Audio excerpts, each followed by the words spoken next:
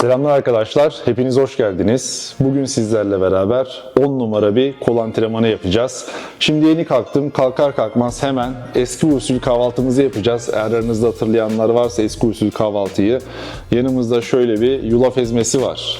Hemen sonrasında şöyle yumurtalarımız var. 18'li yumurta. Onun sonrasında üzerine whey protein atacağız. Protein Ocean Whey Protein biliyorsunuz benim sponsorum. Almak isteyenler varsa Okan koduyla beraber alabilirler. Sonrasında şöyle bir kap aldım. Neden böyle bir kap aldım arkadaşlar? Bunun içerisine yumurtayı koyacağız. Yulafı koyacağız. Protein tozunu koyacağız. Ama unuttuğumuz bir şey var. O da muz. Üstüne bir muz da koyacağız arkadaşlar. Sonrasında bunu güzel bir blenderdan geçireceğiz ve pankek yapacağız. Bu benim YouTube'da yapmış olduğum ilk videoydu ve bayağı bir sevilmişti. YouTube hayatına bu videoyla başlamıştım sizlere. Aradan 10 sene geçti. Hala aynı kahvaltıyı yiyorum. Çok güzel bir kahvaltı. Aranızda kilo almak isteyenler varsa proteininiz var, karbonhidratınız var. Onun dışında proteini arttırıyoruz. Bir de whey protein koyuyoruz. Üzerine işte muz falan da attıktan sonra da çok yenilebilir hale geliyor. Onun sonrasında birkaç detay göstereceğim ama lafı çok uzatmayalım. Şimdi hemen kahvaltımı yapayım. Antrenmana doğru çıkalım. Sizlere muz demiştim. Muzu unuttuk. Muz burada. Onun sonrasında bir blender'a ihtiyacımız var arkadaşlar.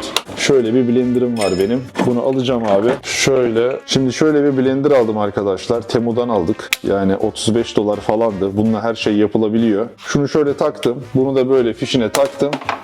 Biraz sonra bununla beraber böyle mixleyeceğiz. Bu burada kalsın. Öncesinde abi şimdi yumurtalarımızı kırmaya başlayalım. Ben her gün 6-7 yumurta yiyorum arkadaşlar. Bazen 8'e kadar çıkıyor bu.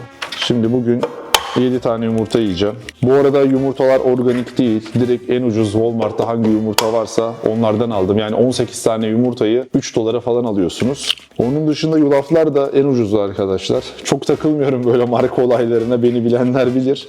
Organikleri falan çoğu insan yani bunların biraz yalan olduğundan bahsediyor. O yüzden böyle organikmiş, free range'miş falan artık çok takmıyorum. Kalitesi güzelse, insanlar alıyorsa bunlardan alıyorum. Şimdi kaç yaptık? 2, 4, 5, 6 ve 7. Siz bu yumurtaları kırmaya başladığınız zaman kendinize göre kırmanız lazım. Yani ben 7 tane yumurta yiyorum diye siz gidin şimdi 7 tane yumurta yemeyin. Herkesin kendi vücuduna göre, kendi yaşam stiline göre, yaşına göre, kilosuna göre, boyuna göre bunlara karar vermesi gerekiyor abi. Ben uzun zamandır yaptığım için artık vücudumun ne istediğini, kaç yumurta olduğunu, ne kadar protein almam gerektiğini, bir günde ne kadar kalori almam gerektiğini falan bildiğimden dolayı bunları hızlı ben yapıyorum. Zaten düzeni oluşturduğunuz zaman bu tarz şeyler çok hızlı oluyor ve bence vücut geliştirmede, fitness'ta pratiklik çok önemli. Bir işi ne kadar çok pratik yaparsanız o kadar çok sürdürülebilir oluyor. Bakın 10 yıl geçti aradan hala aynı programı yapıyorum yani. Şimdi yulaf ezmesi koyacağız. Çok fazla koymanıza gerek yok. Yani şu kadar koysanız yeterlidir arkadaşlar. Bu da aşağı yukarı herhalde bir 70 gram, 80 gram falan yapıyor. Şimdi yulafı koyduk ama siz bu yulafı dediğim gibi yani ne kadar yumurta koyuyorsanız ona göre yulaf koyun. Çok fazla yulaf koyarsanız çok kuru olur. Az koyarsanız biraz cıvık olur. O yüzden bunun oranını yapa öğrenmeniz gerekiyor. Ama 7 tane yumurtaya 70-80 gram kadar yulaf koyduğunuzda işiniz çözülüyor. Şimdi bir tane whey protein atalım bir ölçek. Şu şekilde. Whey proteinimizi attık ve şimdi de muzumuzu alıyoruz. Çikita muz. Çikita muzu da koyalım. Bildiğin abi şu gençlik iksiri gibi. Dayı bu amına koyayım ya. Bak yumurta var, yulaf var, whey protein var, muz var. Bir de şimdi bunu öyle bir güzel pankek yapacağım ki size. Diyeceksiniz abi bu ne güzel bir formülmüş ya. Özellikle kilo almak isteyenler varsa aranızda haber sabah bunu yiyin. Her türlü kilo alırsınız. Mükemmel bir şey. Şimdi blender yapmaya geçiyoruz arkadaşlar. Blender'ı içerisine birazcık sokuyorum ve tuşa basıyorum.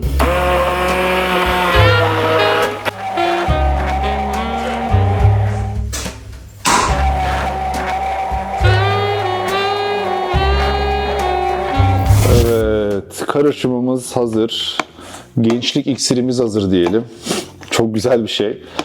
Tabii siz şimdi yiyip tadına bakamayacaksınız ama ben bunu yani bu aralar sürekli yiyorum arkadaşlar. Ve gayet de işe yaradı. Bayağı bir kilo vermiştim. İşten, stresten, ondan bundan. Bir 4-5 kilo vermiştim. Sonrasında hemen 2-3 kilomu geri aldım. Şimdi bunu aldık abi. Şimdi bunu çıkartayım. Bu şöyle bir kalsın. Ucunu da çıkartalım. Şimdi bunun için şöyle büyük bir tava almanız gerekiyor arkadaşlar. Ben tavayı şöyle biraz sileyim. Yeni bulaşıktan çıktı. Bunun sonrasında Şöyle tavayı tutmak için bir tutaç. Yani büyük bir tava alırsanız sizin için daha iyi olur. Böyle biraz PUBG'deki tavalara benzedi ama bundan aldığınız zaman eğer çok fazla yumurta ve yulaf yaptığınız zaman işte benim gibi büyük bir tava aldığınızda tek seferde yapabiliyorsunuz. Ama büyük tava olmazsa birkaç seferde yapmanız gerekiyor. Birazcık işinizi uğraştırıyor. İlk önce tavanın altını biraz açalım abi. Bu tava biraz ısınacak. Daha sonrasında şu şekilde bir zeytinyağımız var. Biraz zeytinyağı ekleyeceğiz ve pancake'imizi yapmaya başlayacağız. Zeytinyağından şöyle birazcık koyuyoruz gençler. Şu kadar yeterlidir. Birazcık ısınsın. Daha sonrasında şunu komple dökeceğiz. Şöyle bakarsanız bayağı bir karışım çok güzel oldu. Blender mükemmel çalışıyor. Yavaştan dökmeye başlıyorum.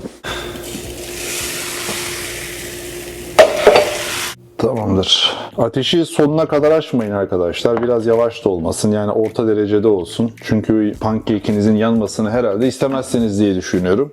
Ama bunu yapmak biraz sıkıntılı olabiliyor. Bazen parçalanıyor. Bazen çok güzel döndürüyorum. Bazen döndüremiyorum. Parçalanıyor. Büyük ihtimal bunda olmayacak. Çünkü çok büyük tava. Yani hepsini tek seferde döndüremiyorsunuz. Bunu yarıdan ortaya keseceğim. Daha sonrasında bir yarısını döndüreceğim. Diğer yarısını döndüreceğim. Bu arada mutfakla arası çok iyi olmayan arkadaşlar varsa güzel bir tava alsın bence. Bazı tavallarda yapışma yapıyor. Yeni tavalarda fazla yapmıyor. O yüzden bu tavayı ben yeni aldım abi. Çok güzel sonuç alıyorum. Yani annenizin falan tavası varsa bir de çizmeyin. Şöyle bir tahta bir şeyle alın. Böyle çatalla matalla sakın tavaya girmeyin. Anneniz babanıza size girebilir. O yüzden tahta alın.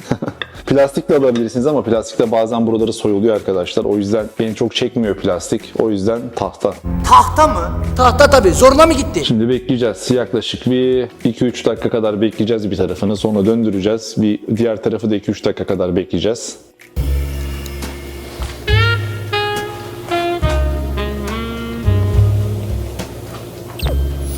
Şimdi aradan bir 3-4 dakika geçti. Yani pancake'imiz güzel gözüküyor ama dediğim gibi bunu komple çevirirsek şöyle bir bakayım. Güzel. Bakın dönmeye başladı. Bunu şöyle bir yarıdan kesiyoruz abi.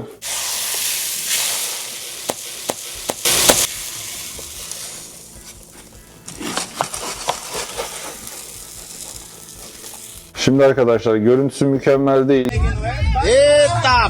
Görüntüsüne aldanmayın. Bu daha iyi olacak. Şimdi size bir şey daha göstereceğim. Bu bittikten sonra abi bunu yemek biraz zor olabiliyor. O yüzden şöyle bir tarçın alacaksınız. Bunun üzerine biraz tarçın dökeceksiniz. Sonrasında da biraz bal dökeceksiniz. Bunları döktüğünüz zaman yumurta tadı almayacaksınız. Biliyorum çoğu kişi yumurta yemeyi sevmiyor. Yumurtanın kokusundan nefret ediyor. Ama bunları yaptığınız zaman kesinlikle yumurta da almıyorsunuz. Yumurta kokusu almıyorsunuz. Sanki hani waffle yiyormuş gibi. Türkiye'de böyle wafflecılar vardı ya. Bilmiyorum eskiden hala var mı? Ortaköy'de vardı. Hani üzerine meyve atıyorlar falan böyle yiyorsunuz ya. Aynı onun gibi oluyor abi. Benim roommate çok sevmiyordu böyle olunca. Dedim abi üzerine tarçın at, bal at. Zaten dedim waffle oluyor. Bir denedi. O da benimle beraber her gün yiyoruz bunu. Şimdi bu bir 4-5 dakikaya hazır olacak arkadaşlar. Daha sonrasında tarçını balı koyarken sizlere göstereceğim ve yola çıkmamız gerekiyor. Antrenmana gideceğiz. Bunu her gün yiyin. Kilo alamıyorsanız bir ay sonrasında kilo aldığınızı göreceksiniz. Ama şey demeyin yani abi bunu yiyorum bende gaz yapıyor, rahat edemiyorum falan derseniz olmaz. Bunları yiyince o gazı yapmanız lazım. Aynı kilo aldırıcı gainer içerseniz nasıl gaz yapıyor? Bu da aynı şekilde. Çünkü içerisinde bayağı bir karbonhidrat var. Muzu da falan yiyeceğiz arkadaşlar. Çalıştırıyor sizin bağırsakları. Ama zaten yemek yemeden de kilo alamıyorsunuz. Bu belli başlı bir şey. O yüzden yemek yemeniz lazım ama kaliteli yemeniz lazım. Üstüne ağır antrenman, güzel uyku, kas gelişimi. Şimdi bu bitti. Ocağımızı kapatıyoruz arkadaşlar. Şu şekilde pancake'imizi koyuyoruz. Şurada da var biraz. Sonra pancake'imizi şöyle alalım.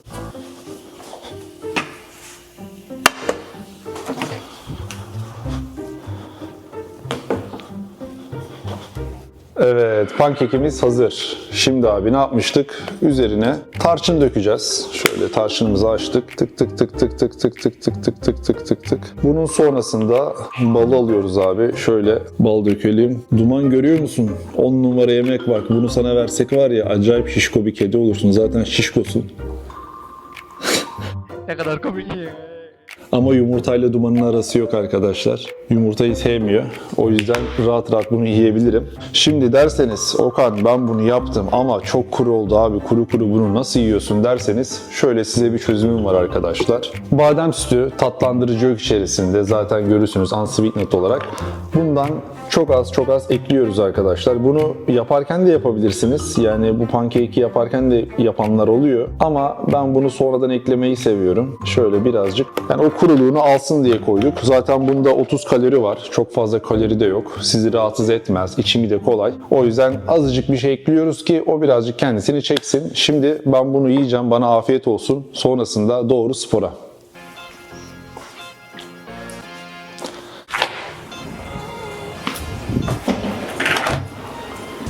Spora gitmeye hazır mıyız gençler? Hadi bakalım. Şimdi yavaş yavaş yola çıktık. Bugün acayip rüzgarlı bir gün. Şimdi burada bir Camaro görüyorsunuz. Bu Camaro yeni roommate'im Yunus'un. Zaten Yunus'la siz biraz sonra tanışacaksınız. Arabayla beraber cime gideceğiz. Cimde videolar çekeceğiz. Şu an çok fazla ses var. Ben yavaş yavaş arabaya doğru bineyim. Arabada konuşalım. Şimdi bu arkamda görmüş olduğunuz Camaro 2000 kaçtı? 2015'ti değil mi? 2012. 2012 190 bin milde 1500 dolara alındı. Arabaya tabii masrafları oldu. Boyası değişti, o su değişti, bu su değişti. Toplam ne kadar maliyet oldu sana bunun? 5000'e mal oldu diyebiliriz. 5000 dolar arkadaşlar. Normalde Türkiye'den ilk Amerika'ya gelen insanlar ne yapıyor? Mustang alıyor. Aynı zamanda Yunus da Mustang almak istiyordu ama böyle bir deal buldu. Bunun inceleme videosunu çekmeyeceğim. Zaten Charlie ile Yunus çekti arkadaşlar. Charlie'nin kanalında. Yukarıya bir yönlendirme yapacağım. Yukarıda bir kart var. O karta tıklayın ve merak edenleriniz varsa videoyu izleyin. Gerçekten 5000 dolara adamlar Camaro aldı. İlginç değil mi? Hayırlısı olsun. Kazasız belasız diyelim. Sağ olasın bro. Hadi gidelim o zaman. Haydi basıyorum. Evet şimdi arabamıza bindik. Tesla'mıza bindik. Biliyorsunuz artık Mercedes yok, BMW yok. Uzun zamandır yok ama sağ olsun Tesla'mız FSD modu var. Beni cime kadar götürüyor. Böyle pre-workout'umu içiyorum arkadaşlar yolda. Son 15 dakika kala falan pre-workout'u vuruyorum. Antrenmana gittiğimde direkt onu hissediyorum. Şimdi yağışlı bir gün. Abi Florida sürekli böyle. Bir gün yağıyor biliyorsunuz. Bir gün güneşli oluyor. Eğer aranızda buraya gelmek isteyenler varsa kesinlikle buna dikkat etsin. Özellikle yağış genelde yaz aylarında oluyor. Kışın çok olmuyor ama anlamadım bugün niye yağıyor. İşte dengesiz abi. Neyse şimdi antrenmana gideceğiz. Dediğim gibi çok güzel bir kol antrenmanı yapacağız arkadaşlar. Kolunuzu büyütmek istiyorsanız özellikle bunları yapmanızda fayda var. Daha detayları antrenmana gidince konuşacağız zaten. Bu arada aylık 15 dolara çok güzel bir cime yazıldım. Adamlar 5 milyon dolar harcamış cime. Düşünün yani. Yani aylık 15, 20, 30 dolar falan ödüyorsunuz. Ama ben anlamıyorum. Adamlar 5 milyon doları bir cime yatırabiliyor. Daha sonrasında kar yapabiliyor ki demek ki bu parayı yatırabiliyor diye düşünüyorum. Ama lokasyon çok güzel. Sizlere zaten bir video çekmeyi düşünüyorum. Orlando'da gittiğim cimler şeklinde. Çünkü şu ana kadar 3 tane cime gidiyorum ve aylık 3'ünden de ödeme yapıyorum. O yüzden birine 15 veriyorum, birine 15 veriyorum. Şimdi gideceğimiz cime mesela 45 dolar veriyorum. En fazla buna gidiyor. Gerçi buna ben parayı vermiyorum. Benim şirket her ay bana 50 dolar cime para verebilirsin diye bana kredi veriyor arkadaşlar. O yüzden buna normalde para vermiyorum. Şirkete sadece bunun invoice'unu yollamam gerekiyor. Onlar da parayı bana yolluyor. Ama diğer 2 tane cime kendi paramdan ödüyorum. 15, 15, 30 dolar. Bu arada sizlere bu rakamları söyleyince belki siz içinizden gülüyorsunuzdur. Abi rakamlara bak şaka gibi diyorsunuzdur. Çünkü hatırlıyorum biz Türkiye'de yani Sultan Gazi'de spor salonuna giderken abi bir anda spor salonu ücretleri öyle bir yükselmişti ki bir de öğrenciyiz o zaman para da kazanamıyoruz. Gerçekten sıkıntılıydı. Yok tavuk mu alalım, pirinç mi alalım, et mi alalım, somon mu alalım, spor salonuna para mı verelim? Gerçekten maliyetli bir spor. Yani bu spor aranızda yapanlar varsa ciddi bir şekilde biliyordur beslenmenin, antrenman yapmanın ne kadar önemli olduğunu. İşte beslenme kısmını bir şekilde yine hallediyorsunuz. Hani para biriktiriyorsunuz. Bazen anneniz yemeği yapıyordur, babanız yemek yapıyordur. Bir şekilde hallediyorsunuzdur. Aranızda öğrenciler varsa ben öğrenciyken öyle yapıyordum. Annemler yemek yapıyordu. Üstüne bir de ben kendi yemeğimi yapıyordum. Ama öğrenci olmayanlar için,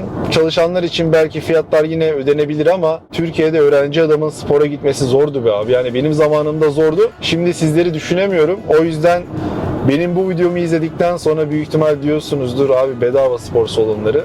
Gerçekten öyle arkadaşlar. 10 dolara 12 dolara gidilen spor salonları da var. Onları ben size göstermeyeceğim. Birazcık da gençlerin gittiği, içerisi güzel olan, ferah, aletlerin yeni olduğu jimleri göstereceğim. Ama şaka gibi abi 15 dolar veriyorsun ya. Neyse bununla alakalı yeni bir video gelecek. Şimdi yoldayız. Yaklaşık bir 12 dakika kadar yolum var. Bu jime neden gitmeyi tercih ettim? Çünkü bu jim birazcık daha sessiz arkadaşlar. Hatta şöyle yapalım. Türkiye'deki fiyatları dediğim gibi ben 7-8 senedir buradayım arkadaşlar. Bilmiyorum. Yanımda roommate var. Yunus yanımda. Yunus abi bize anlat. Ne oluyor? Ne gidiyor? Eyvallah brom. Dostlar, Okan'ın yeni roommate'iyim ben. Ben de YouTube'a içerik üretiyorum. Herkese selam ederim tanıyanlara. Tanımayanlarla da tanışmış olduk diyorum. Çeken adam. Çeken adam olarak biliyorlar. Yürüyen adam, çeken adam. Aynen. Ben film yönetmeniyim. YouTube'a da içerik üretiyorum. Kulvarlar farklı ama Okan'la en azından ortak bir noktamız olmuş oldu. Şimdi McFit'e gidiyordum arkadaşlar Güngören'de. Bugün itibariyle ya Amerika'ya gelmeden önce kayıt olayım dedim. 1250 lira gibi bir rakamdan söz ettiler. Şimdi kontrol ettim videoyu çekerken. Abi 1400 gözüküyor mu bilmiyorum şu an şeyde. 1425 lira aylık. Tabii 1425 lira. Böyle özel bir hani atıyorum McFit'in en böyle Yok, Güngören abi Güngören'de. Hani bu gittiğim McFit salonu atıyorum böyle Nişantaşı'nda falan değil mi? Sen Güngören dedin değil mi? Yanlış duymadım. Güngören. 1400 TL. 1400 TL ama eski üyeler indirim yapıyorlar, o başka bir şey. İşte üyeliğimi yenilemediğim için de 1425 liradan belki hani 6 aylık alırsam indirim yaparlar bilmiyorum. Evet, öyle oluyor genelde. 6 aylık ya da 1 senelik aldığınız zaman daha fazla indirim oluyor. Ama aylık olarak ödediğin için var 1400 TL. 1425 TL ama mesela 6 aylık ödersek düşürseler de ne kadar düşürecekler? 1000 lira. Buraya göre yine bayağı bir ciddi Spor yapmak niye bizim ülkemizde bu kadar lüks oldu anlamadım arkadaşlar. Yani Amerika'ya bakıyorsunuz burada çok fazla obez var. Haklısınız. Yani homeless'ları görüyoruz sokaklarda. Obez insanları görüyoruz. Biliyorsunuz geçenlerde fast food videosu yayınladım. Ama abi yani bakıyorsun çok fazla insan da spora gidiyor. Ben sabahın köründe spora gidiyorum. Gym dolu. Aynen. Yani öğlen gidiyorum öyle dolu. Akşam gidiyorum dolu. İnsanlar kendilerine çok iyi bakıyorlar burada. Tamam obezite konusunda haklısınız ama bu belli başlı bir kesim. Yani burada insanların çoğu kendisine bakabiliyor. Bir de şöyle bir şey de var bu fiyatların artmasında abi, AVM kirası. Hani Kale Center'da olsa adam kim bilir ne kadar kira ödüyor. Burada şartlar işte aynı değil. Keşke öyle olsa. Ya ben düşünün o fiyat artışından dolayı gitmek istemedim abi. 1200 lira. Ben dedim spora niye vereyim? Böyle düşündüm. Ya sadece AVM değil işte ben Sultan Gazi'de antrenman yaparken bildiğiniz mahalle salonu arkadaşlar. İçerisine gidiyorsunuz mesela içerisi buharlı anladınız mı? Camlar hep buharlı falan böyle old school. Hoca diyor mesela Okan Cuma'ya gidiyorum 2 dakika takıl burada diyor. Tamam hocam diyorum. Antrenman yapıyorum yani ben öyle bir yerde antrenman yapıyordum. O zamanlar öğrenciyken yine bir şekilde idare edebiliyorduk ama şimdiki fiyatlara baktığım zaman bana çok fazla geldi arkadaşlar. Neyse zaten çok fazla yolumuz kalmadı. Hazır mısın? Bugün iyi basacağız. Hazırım ama ben spor yapmayacağım. Bugün çekim yapacağım. Evet bugün güzel bir çekim var. Ne çekimi yapıyoruz? İstersen anlat. Şimdi Okan'ın çekimini yapıyoruz. Aynı zamanda ben normalde Dras Film Pictures YouTube kanalım var. Orada insan hikayeleri çekiyorum. Anlatırsam film olur programı yapmıştım 4 yıl önce. Amerika'ya geldim. İşte Okan'ın evinde kalırken dedim Okan anlamı olsun. İlk bölüm konuklarımdan biri işte Charlie. Biri de Okan. Anlatırsam film olur Amerika'da. Okan'ın hayat hikayesini belgesel olarak izleyeceksiniz. Evet güzel olacak. Yönetmen gözüyle. Şimdi bugün hem onu çekiyoruz. Okan zaten haber verir zaten. Aynen adam yönetmen, şimdi bir yönetmenin bakış açısı var. Bir de YouTuber bir adamın bakış açısı var. Yani izlediğiniz belgesel tadında bir video olacak. Benim hayat hikayemi dinleyeceksiniz. Uzun bir video olacak arkadaşlar. Normalde ben böyle oturup biliyorsunuz YouTube videolarım en fazla 20-30 dakika. Ama o videoda benim hayatımı merak eden insanlar oturup izleyebilir. Öyle dünyayı falan keşfetmedim ama yani beni samimi buluyorsunuz. Buralara gelip bir şeyler başarabildik kendi çapımızda. Merak edenler olursa dediğim gibi kanalda olacak. Yukarıya zaten linkleriz. O kanala girin bakın. Videomuz herhalde birkaç haftaya bitirdiğimizde yayında olur. Aynen.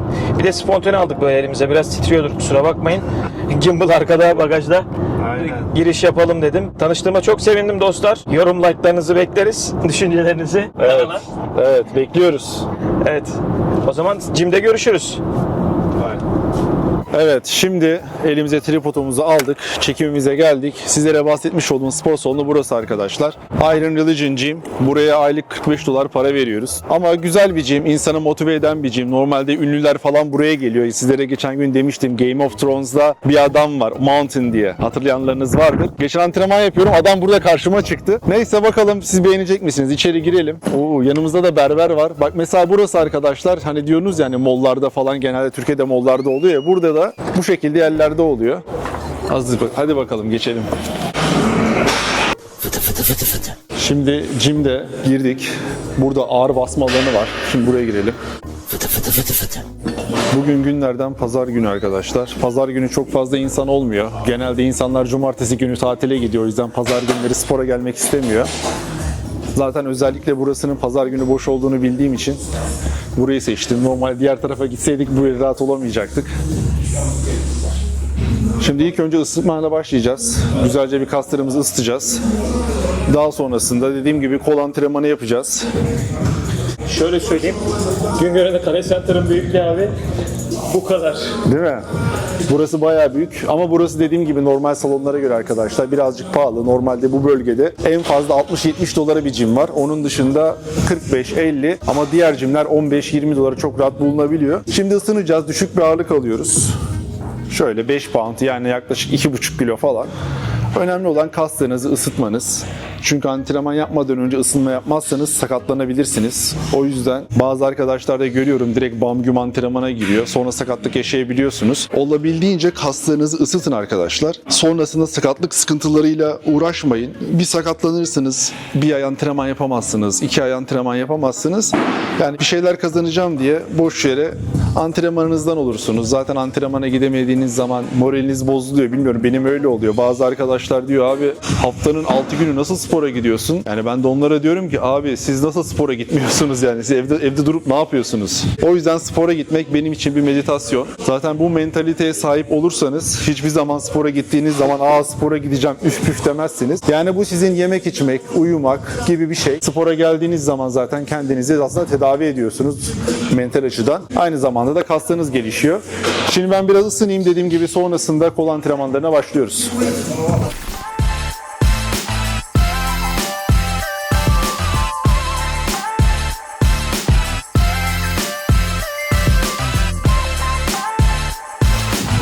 Şimdi bugün kol yapacağımız için o yüzden kolları iyi bir ısıtmak gerekiyor arkadaşlar. Trisepsi ısıttım, bisepsi ısıttım, biraz omuz, biraz da göğsü ısıttım. Sıkıntı çekeceğimizi çok fazla düşünmüyorum. Biliyorsunuz normalde antrenman yaptığınız zaman itiş gününde, çekiş gününde zaten kolları çalıştırıyorsunuz. Abi ekstra bir gün neden kol yapayım diye sorabilirsiniz. Ben seviyorum abi, kol çalışmayı seviyorum. Beni motive ediyor. Kol çalıştığım zaman, kollarıma baktığımda büyük gözüktüğü zaman ben mutlu oluyorum. O yüzden genelde itiş, çekiş ve bir gün kol, sonrasında bacak, sonrasında full body şeklinde antrenman yapıyorum. Şimdi yavaş yavaş antrenmana başlayalım. Evet gençler, barbelımızı alıyoruz. İlk hareketimizde barbell yapacağız. Bakayım kaç pound? 50 pound. Yani aşağı yukarı 25 kilo falan. Bu hareketi yaparken böyle yapmayacağız. Bakın şöyle. Şöyle böyle saçma şeyler yapmayacağız. Dirseklerimiz sabit kalacak. Karşıya bakacağız. Açı bu. Kaldırıyoruz göğüs hizamızın biraz yukarısına. Sonra aşağı yavaş yavaş indiriyoruz. Kaldırıyoruz, yavaş yavaş indiriyoruz. Kaldırıyoruz. İndirirken zaten kaslarınızın şu an mesela yandığını hissediyorsunuz. Yavaş yavaş indireceksiniz bu şekilde. Ben hareketime geçiyorum.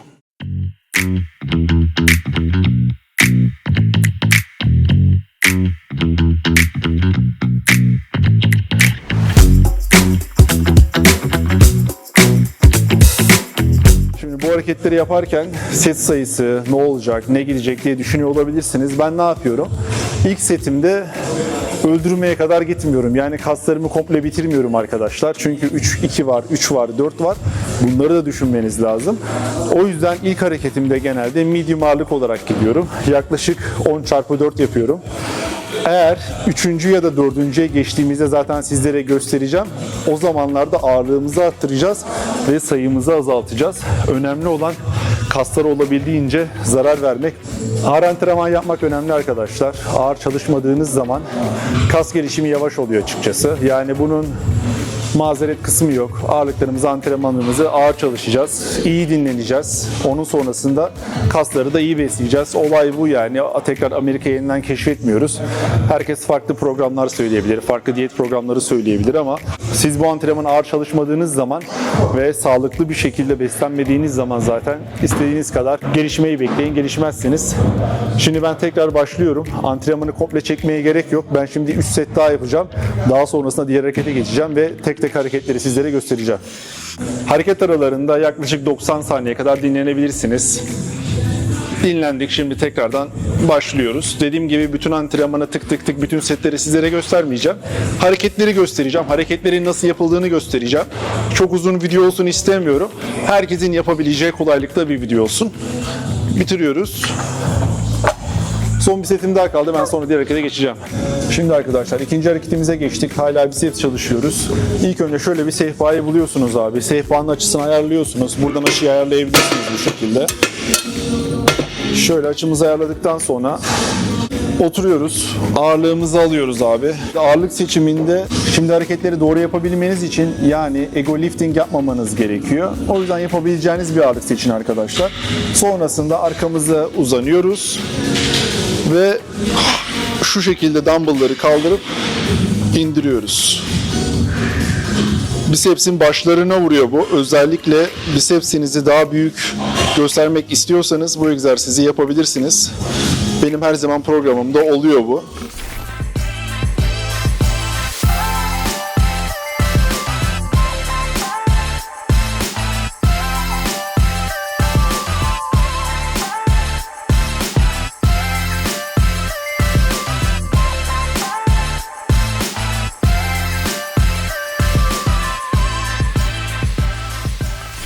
Şimdi hamur yapıyoruz arkadaşlar. Üçüncü hareketimizde dumbbelllarımızı aldık. Yana açıyoruz. Şu şekilde. Çok yukarı kaldırmaya gerek yok. Şöyle açıyı çok bozmadan aşağı kadar indiriyoruz, kaldırıyoruz. Bu hareketi 3 set yapacağım. 10 tekrar yapacağım. Bu şekilde aynen.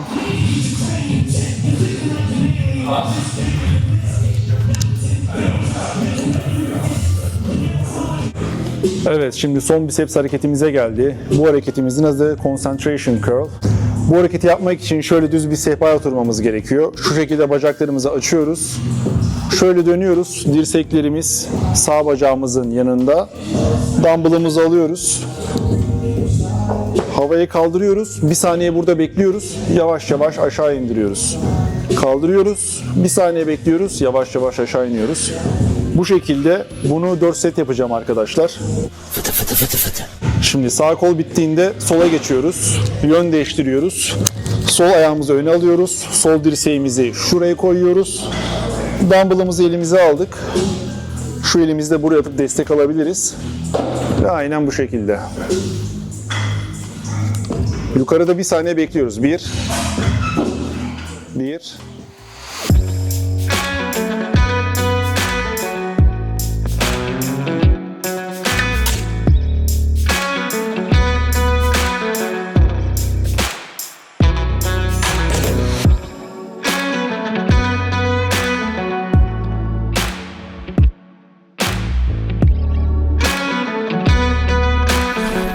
Şimdi triceps'e geçiyoruz arkadaşlar. İlk önce bir Z bar lazım bize. Z bar alalım.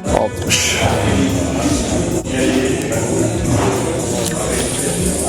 Şimdi bu hareket benim en sevdiğim triceps egzersizi. Yapması bir tık zor ama yaptığınız zaman etkisini %100 göreceksiniz arkadaşlar. Şimdi Z barımızı aldık. Bu hareketi yaparken dikkat etmemiz gereken şu. Kollarımız tam şu Z barın şurada tuttuğu kısım var ya arkadaşlar. Şurayı şöyle baş parmağınızla bir sabitleyin. Baş parmağınızı bırakın. Şu şekilde tutacağız hareketi yaparken. Yavaş yavaş hareketi arkaya doğru alacağız. Ayaklarımızdan destek alıyoruz. Ve şu şekilde arkaya attık. Kafanızı bence böyle biraz çıkartabilirsiniz. Dirseklerimiz kapalı şekilde. Hareketimiz bu.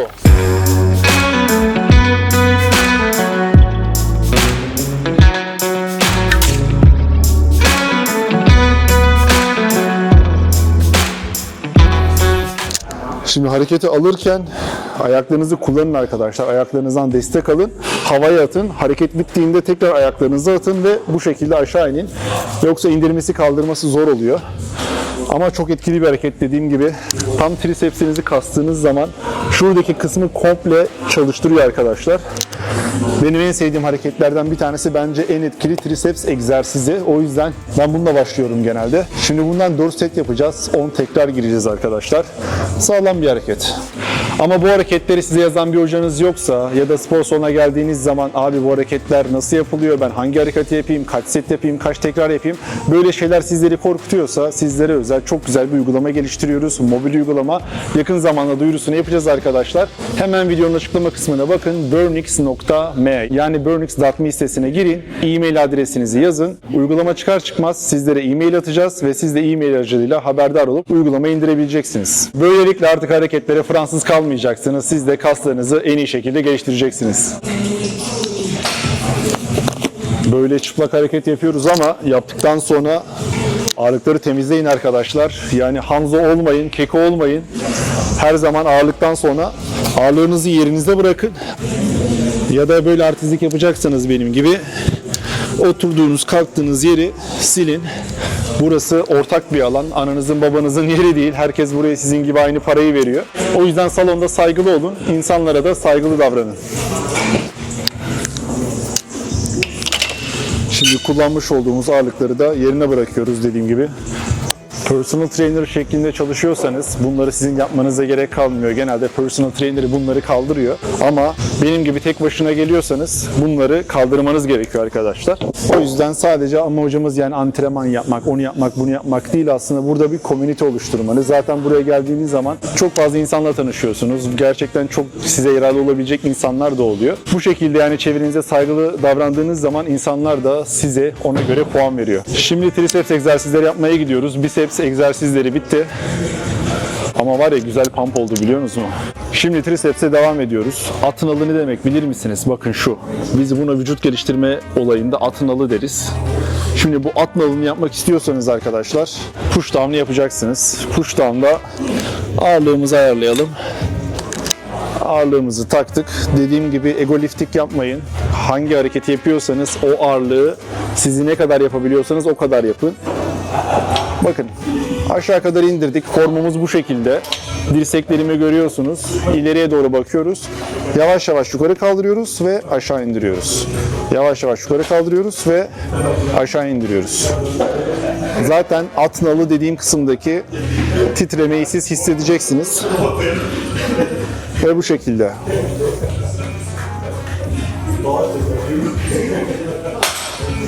Şimdi gençler, bu alet çok iyi bir alet değil. Yani bazı aletler bilmiyorum eskiyor mu, ne oluyor?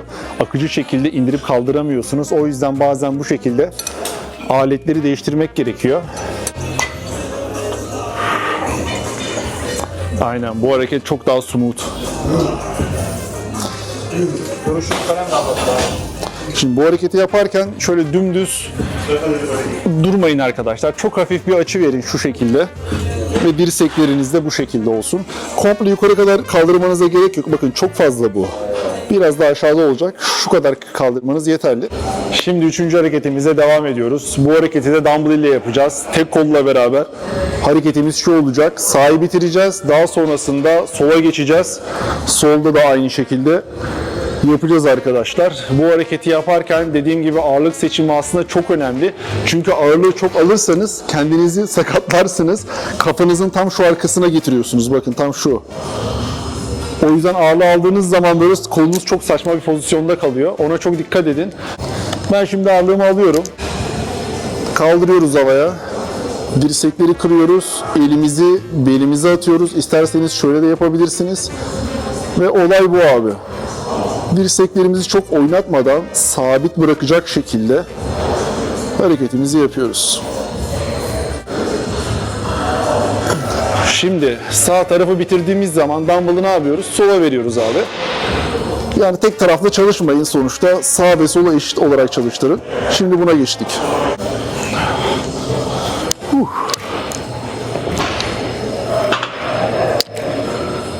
Bir şey söyleyeyim mi? Çok iyi pump oldu. Şişmesin diyor. Gerçekten çok iyi şişti. Antrenman yaptığınız zaman arkadaşlar, özellikle tek başınıza yapıyorsanız biraz zor oluyor. Ama bir gym body'niz varsa, hareketi yaptığınızda şöyle biraz birisi destek verirse emin olun çok güzel olacak. Daha fazla etkisini göreceksiniz.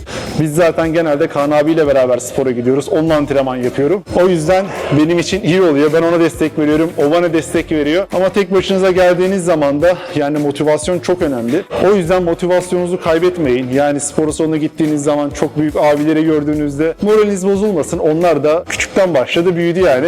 Ben de aynı şekilde. Ben de ilk geldiğim zaman çok zayıftım arkadaşlar. Sonrasında kilo aldık, beslendik, onu yaptık, bunu yaptık. En sonunda böyle olduk. Şu an kilo vermiş halim. 5 kilo verdim. Ama şu an şu halimi seviyorum arkadaşlar. Kilo insana fazlalık yapıyor bence. O yüzden kilomu kaybettiğim için çok mutluyum. O yüzden son zamanlarda fark ederseniz yüzüm de inceldi. Eski videolarıma bakın, bir de şimdiki videolarıma bakın. Zaten yüzümün ne kadar inceldiğini göreceksiniz. Bununla alakalı bir video daha yapacağım. Olay sadece kilo vermek değil yani. Neyse, nefeste kaldım. Biraz dinleneyim. Şimdiki tekrar harekete geçeceğim. Şimdi arkadaşlar bu spor salonu dediğim gibi genelde sporcuların geldiği bir spor salonu. Ve şu an burada kardiyo alanı var. Bu görmüş olduğunuz alanda insanlar genelde antrenman sonrasında kardiyolarını yapıyor. Ve biraz sonra bir alan daha göstereceğim. Orada da antrenmanlarını yapıyor. Yani büyük bir spor salonu. Gerçekten square feet olarak baktığınız zaman herhalde bir 7000-8000 square feet vardır diye düşünüyorum. Şimdi bu kısımda birazcık da serbest ağırlıklı şekilde yapılan antrenmanlar var. Biraz önceki kısımda daha farklıydı.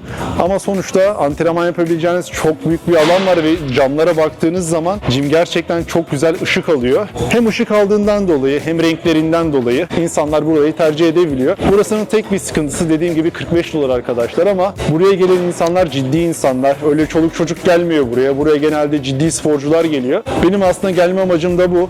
Normalde spor salonuna gittiğiniz zaman hani insanlar motive olmak için gidiyor değil mi? Ama benim çok uzun sene oldu. 10 sene oldu. Ben normal bir spor salonuna gittiğim zaman genelde hani bunu övünmek için söylemiyorum. İnsanlar bana bakınıyor. Hani motive oluyor vesaire, güzel bir şey ama benim kendim motive olabileceğim birilerini göremiyorum. O benim hoşuma gitmiyor. Ama bu gym gerçekten çok iyi. Burada çok fazla olimpiya yarışmacısı gördüm. Yaklaşık 3-4 senedir buraya geliyorum. Ama güzel bir gym. Şimdi dips hareketiyle yavaş yavaş günümüzü bitiriyoruz arkadaşlar. Şimdi dips ile devam ediyoruz. Bu harekette belli başlı bilmeniz gereken şey var. Şöyle göstereyim. Şimdi bu hareketi yaptığınız zaman arkadaşlar biraz kendinizi öne atarsanız, şu şekilde yaparsanız bu hareketi bu göğüse vuruyor. Ama biz ne yapıyoruz? Triceps yapıyoruz. O yüzden biz o kadar yapmayacağız. Biz şu şekilde yapacağız hareketimizi.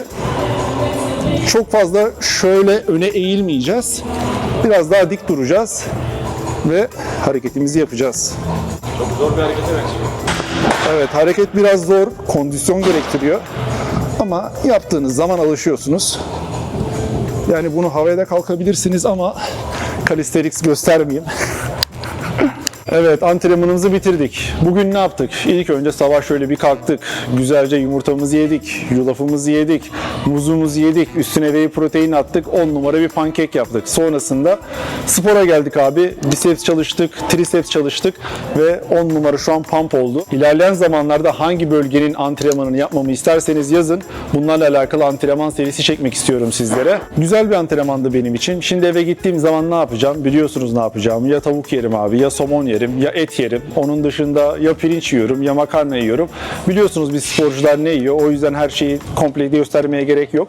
Bu antrenman videosu olsun ama dediğim gibi isterseniz komple yemesinden, içmesinden başka bir vücut, atıyorum omuz olabilir, göğüs olabilir, daha sonrasında sırt olabilir. Bir antrenman yapar ve akşam da yemeğimi gösterebilirim. Bunları yorum kısmında yazın. Sizleri seviyorum. Bu videoyu beğenmeyi ihmal etmeyin. Aynı zamanda Burnix uygulaması yakında yayında olacak. Böyle spora geldiğiniz zaman dediğim gibi hareketleri Fransız kalmayın abi. PT'ye ayıracak çok paranız yoksa sizlere özel çok iyi AI mobil uygulaması yakında geliyor. Görüşmek üzere. Bay bay.